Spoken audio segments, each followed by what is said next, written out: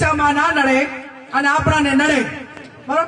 એટલે આ દશામાના વર્તો કરીને ઘરેથી દશા બેહાડવાની પ્રથા છે એ કોઈ પણ બેન દીકરીએ દશામાના વર્ત હવે કરવાના નહીં।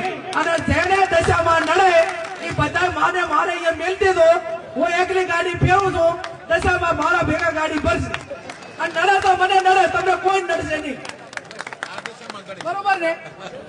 પછી આ ભુવાનું ને એનું રહ્યું ને એ કંટ્રોલ મારું છે, પણ મહેરબાની કરીને કોઈ ભુવામાં ફસાતા નહીં। તમારું જે કર્મ છે એનું ઈ જ અગત્યનું છે, જેવું કર્મ કરશો એવું ભોગવશો।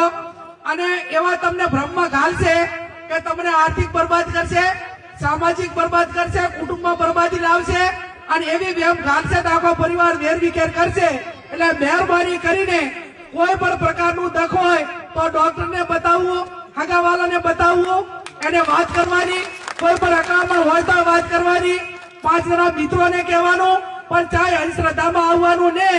અને ભોપા જો આખા દેહનું બધું મટાડી દેતા હોય તો હું કેશોદી આ સાહેબ બે તમે કોઈ ભોપાની બાધા રાખા અને અમે તમારે અહીંયા કોઈ પણ કામ ના કરા અને ચૂંટણીમાં ફોર્મ ભરા દીધા તો એ ભોપો હાજર।